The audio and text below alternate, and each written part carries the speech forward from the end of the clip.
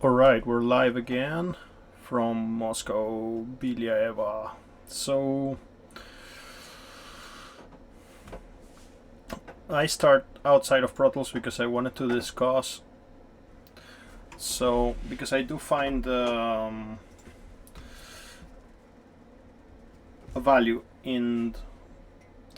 So I got a bit distracted there with the audio feedback. So I'm gonna start again my thoughts. Take two. So, what's going on is that I'm going to continue mixing an album that I already started mixing. And so, because we need to be efficient in how we work, I need to find a way to use the previous work I did to help me to build the session for day 2, for the song 2, sorry.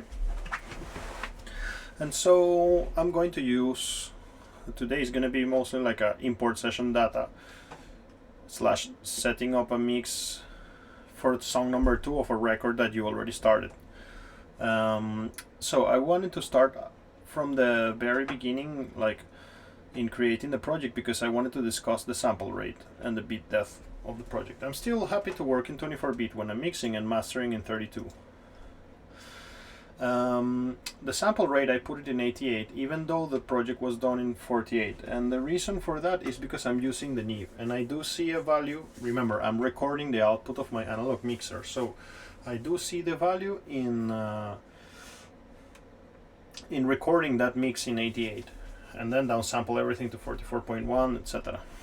So in this project, in this session, you're also gonna see a bit of my flow, like workflow. So I'm going to create this new project, and I'm going to continue the. Actually, I just changed my mind a little bit, and I think that there is an even easier way. Oh, I'm so confused of what to do and how to do it today. I guess that the best thing is to make a little tutorial of import session data. Like, even though there is an even faster way for that. So, but I like when my things are all in one folder. I'm thinking, I mean, it's a good time for improvement of workflow. So maybe it's cool if I keep it. I'm gonna try this time a little bit different. I'm gonna make individual folders for each project, because usually I have everything in one folder like this, and so I just duplicate this, and then I create a new track. I mean, I delete all the audio information and I create all the tracks. But because I want to make a import session data in ProTools tutorial, I thought it would be cool just to start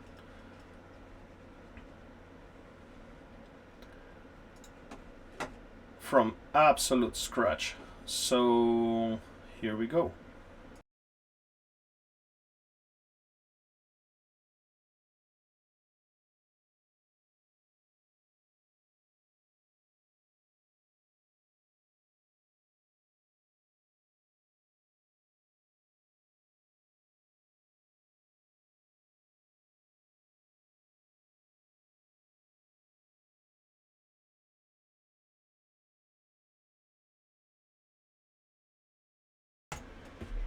Alright, so we're back. I wanted to restart this. So this is what we're gonna do. Today we are going to make a import session data ProTools tutorial. This is a really useful setting. Many people know how to do it. Many people shown how to do it, but I think in the context of the music satellite channel, I think it's a really useful thing to document. So let's do that now. I'm in day 2 of the mixing of a record that I already started, so I already have done some work for it, and I want to use that as a base material for the construction of a second mix and so on. This will help me with continuity, and will also help me to save me some time, because I have a lot of work to do and I need to continue with other projects as well, so I need to find an efficient path. So that being said, we're gonna do an import session data video today. And I'm gonna, after I have all the import session data running, I'm just going to carry on and mix the song. So let's go, let's check it out.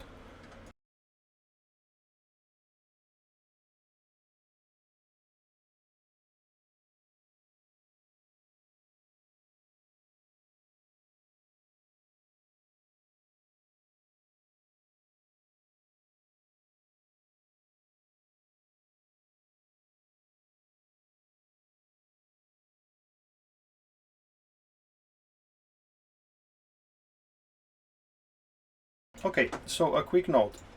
I will create a session that will be in 88.2 24-bit. The reason is because I'm using a Neve 5060 analog mixer. I have talked so much about this device, and I don't know who of you have seen it or have not seen it, so eventually, I hope very soon, I will have a camera here.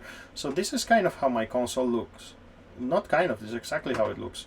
So I have some outputs coming from the console in here, from the sound card in here, and then I'm mixing 32 channels inside my summing mixer, and then I'm returning that into ProTools. So I do see a value in recording the output of my Neve mixer in 88.2. This is an audiophile, audio freak move, but I have noticed better results in my opinion, so we're gonna do that. Great. So I'm creating the new project, and now I have an absolutely empty project, and the producer Dima Hodin was so nice to send me the BPMs right here, so let's copy that and put it right away so we're in sync. Oh no, he didn't like it. And don't paste text. Well, that happens to me for being lazy, but the project is already here, so let's just open it. Не просто.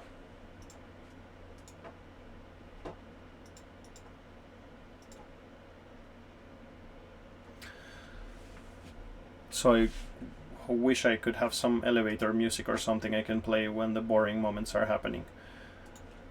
But I guess that one can watch these streams like in 2x speed and then stop in the moments that one finds interesting.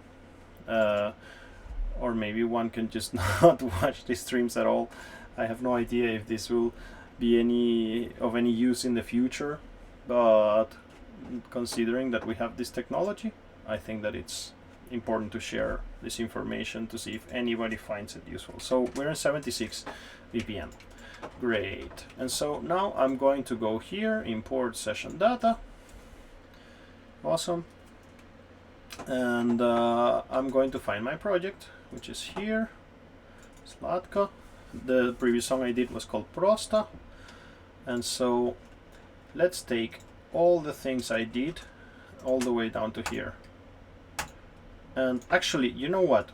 This version of Pro Tools and this version of Mark give you a very annoying glitch. So I know what I'm doing and why I'm doing it like that. I'm going to import these audio tracks that I will use first, because then he creates all the tracks for me. It's all nice there. And then let's see what's up with, there is vocals. So I mean, usually guys, like, you import audio here, but this version of Pro Tools is giving me this error. And actually after that, yeah, you see, man, this video is gonna turn out so boring. I cannot like do a certain batch of things. It's some stupid glitch of Pro Tools. So I'm gonna save this, and I have to quit Pro Tools again, yes, and I have to come back to it again, yes. It's so annoying. So let's go here, Может любить, любовь. Time for some elevator music again.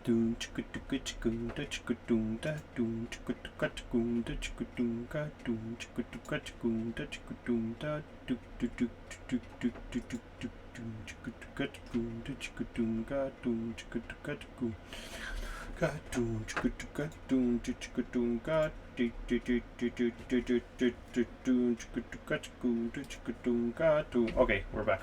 Great. So now I need to check the task manager. Yeah, okay, he's gonna be processing all that on the background while I'm doing the stuff that I'm intending to do. So I need to then, this is because of this stupid glitch of this version of Pro Tools 12.5. I need to see now how many vocal tracks I have. So these are 9, and so are they mono or stereo? That's an important information. You can see it here usually. Wait, get info, mono. The next one, I think they're all gonna be mono. Yeah, they're all mono, so great. It's pretty sweet. So let's go down here and create 9 mono tracks. Boom. And so these are gonna be my vocals, which I kind of color them brown usually, and so let's put them all in here. Great. Yes, yes, yes, yes, yes. So I have all my tracks here. And now he's doing all the sample rate conversion. For the ones who want to know how to make sure if Pro Tools is making sample rate conversion, when you import an audio file, you need to make sure that you go to processing, and there is here like convert copied files to session format. And then you have things in the same format as your audio files, in the same format as your session, and then you got an automatic sample rate conversion happening on the background. Great. So okay, I have my tracks here, and so I'm going to now import, let me save it. I'm going to now import session data from the previous song I made, Prosta. And I'm going to grab all of this stuff down here, and important thing, I will hit do not import main playlist and do not import clips and media. So that means that he's only going to bring me tracks and plugins, no audio information. Great. So now I have some automation there. Actually, you know, I'm gonna for the purpose of the education of this video, let's make it even better. I'm gonna delete all of this that I imported, and I'm gonna select a little function here that it's quite useful. What's up with this audio 6? What is that? Empty track. Great. Import session data again, because I want to tell it not to bring volume automation, and also pan, because I made some dynamic pans, so just don't bring me that. I think the rest is okay. You should check out this menu because there's a lot of important information there that can make your import session data experience more expedite. So that's great. So now he's bringing everything there. Great. Now I have everything without the annoying automation. And then the next step would be to take, for example, the tracks where they belong. Bass to bass. Great. Bells. I mean, these are percussions. Breaks, claps, these are all percussions. Drums, e-piano. So the next step I would do is to place all the tracks where they go. And so I'm going to make a little pause, and also because I want to split this video in two and leave the import session data on Pro Tools 12.5 glitch annoying problem video separate from this, the next one, which will be the continuation of this process. So thanks for tuning in. I'm going to be back in a minute, actually right now, so take care. I just want to split the video in two. Bye. Alright, so let's continue mixing. I have important session data from the previous song I had mixed, and now I'm going to place all the tracks where they belong to use the previous setup I have created for this song as a starting point for the song number 2, but of course I will modify a lot of things. So meanwhile, Pro Tools is doing some, let's see here, task manager. It's still processing some audio and making some sample rate conversions and things like that. So that's all great, but I can still start working. So, okay, this is bass, obviously. It goes to my bass tracks. Let's carry on. So this is a bell. I will place it in my percussion groups. There is a detailed video on how I created this first session a while ago. This video, I will put it in the description below, so in case anybody wants to check out how I made this first mix. Okay, so then I have a bong. So I guess that there in the previous song there was something called gong, so I'm gonna use that as a match track. And so I have here something called break. We'll see what that is. And I have here something called clap. I have some claps up here. Snares, snare 2. Look, clap big, for example. Let's use this as a basic reference. Clap, great. So I have a clap here, awesome. And then I have crashes. So let's put them where they belong. And well, I will continue just placing things, and you can check it out if you're interested.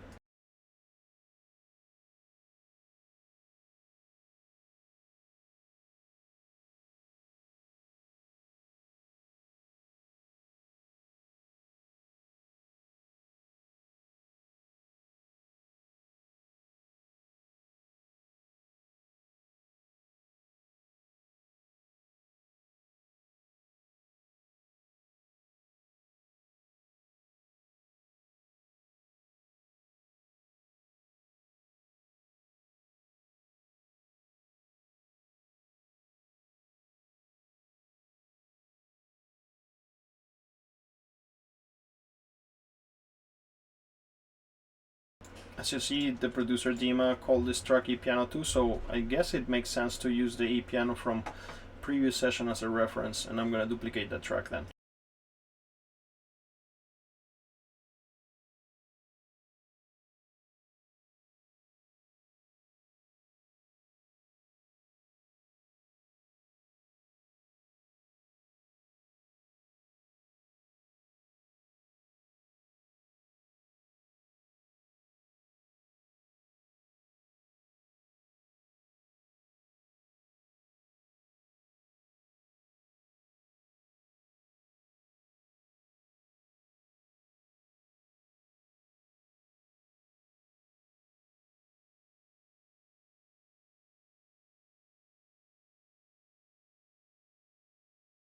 The more you start working with producers, you will realize that they have like specific naming for things, and then things are really recurrent. So you will see that when you're working in a bigger scale and you have a lot of clients and things like that, you will see that producers tend to make things in a pattern. So then you will also be able to synchronize, and everybody will be happy because things are homogeneous and easy to put together.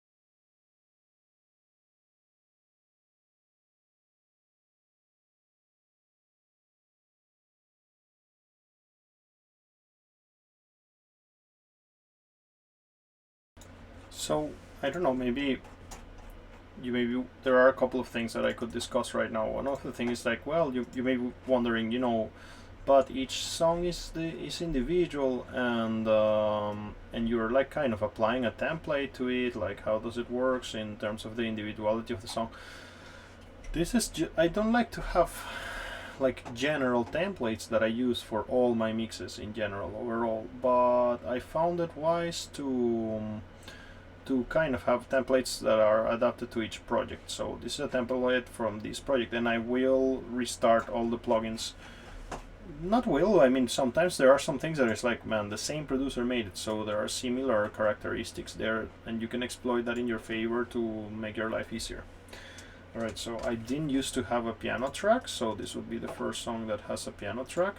So let's actually bring the same track where this guy came here, piano, and put it here between the synths and the vocals. Yeah, and so create a new piano, and this would be an output to my Neve. I will use the 5 and 6 or 7 and 8, and as I have said repeatedly a million times, these guys are yellow, and I think that treating it initially, I mean, just as a starting point to treat it as a synth is the way to go, and then I will adapt my, oh no, I don't want that, I just want the SSL channel strip here. Great. By the way, you see these tracks are gray, and I have a custom. I think this is a really important thing in Pro Tools. I have a custom to, when I finish my session, save, and then I make everything inactive except the mix. The reason is because sometimes there are problems with plugins. Somebody deletes something, especially when you're working in a big studio and there's a lot of movement and things happening, and somebody deletes something, and then you realize like, oh fuck, like I cannot open my own project. And if you make all tracks inactive, then you can start carefully switching them on to find problems in case there are. So it's a really safe way that I strongly recommend for people to use, to make sure that, you know, that in case something gets corrupted, you can recover your project easily. So I really recommend, like, when you finish making your mix or whatever, just make inactive anything that it's not your mix, and then export like that. Also, it's lighter on the processing, and so it goes faster.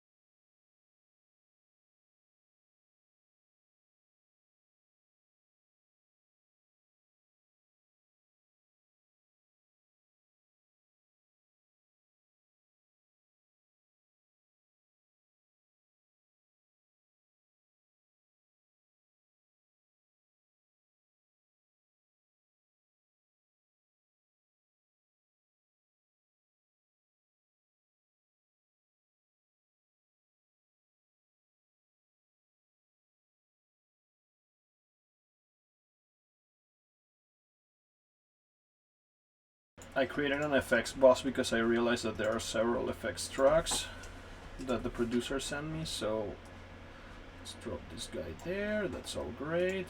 Then I have a snare up here. It seems to be one of the main ones. Let's see what's going on there. And then I have strings. So the strings, I could gather them. Yeah, I have a track for them already there. Awesome. Strings. And then there's a sub bass, so let me work that around my low end tracks here. error. I duplicate it, and then I bring this track up there, this sub.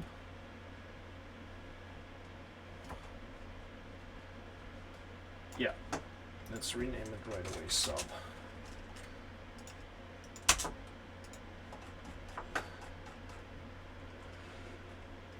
And then to finish, I have Viola, Vox Effects.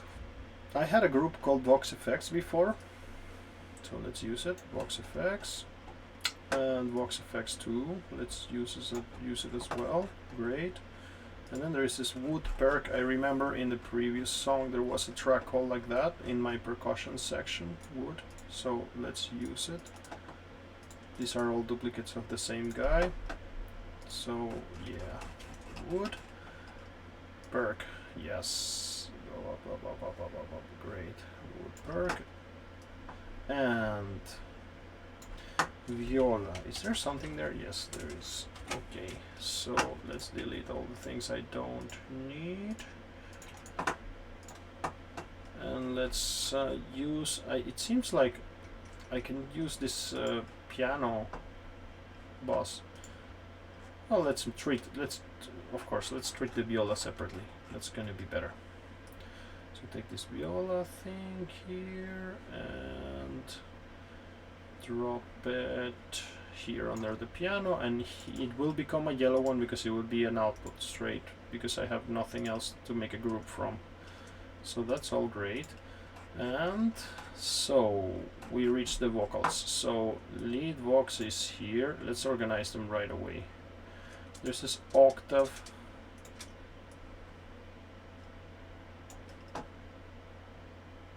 Octava, you see octava down, lead vox drive, lead vox chorus. So I think these two guys, lead vox and lead vox chorus, are gonna go to my vox 1.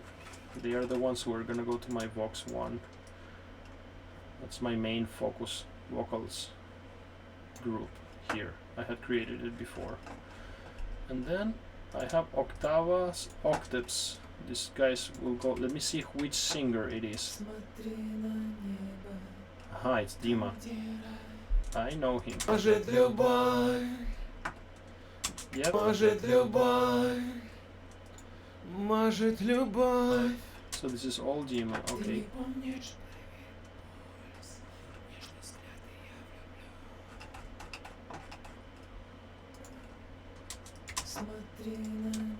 Okay, that's for sure Dima.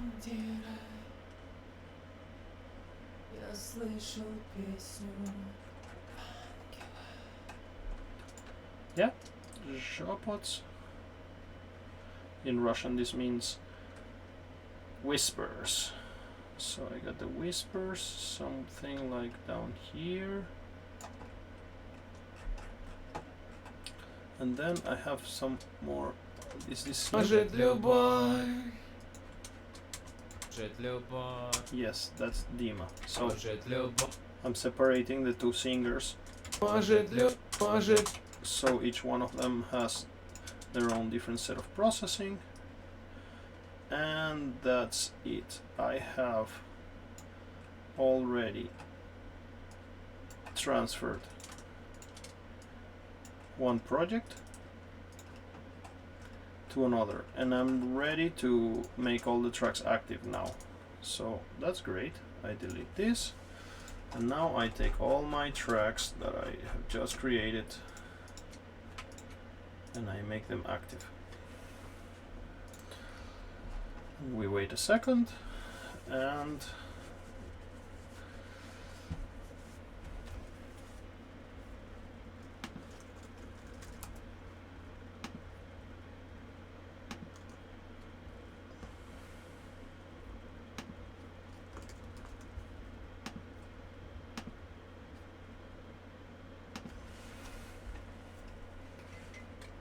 all right. So asking me for some more buffer size. All right, so now I need to hit this button and then we can hear the mix. but this is not mixed. I mean, this is just the newer song placed on top of the old song. So I guess I'm gonna make a small pause here also to separate the videos, and this was a little tutorial of import session data that some people may find useful. And right up next I'm going to carry on with the mix and transform this like shablon in Russian. This word means template of the previous song to the new song and adapt all the EQs, etc. So that may be interesting. See you in a bit. I'm gonna have a sip of coffee.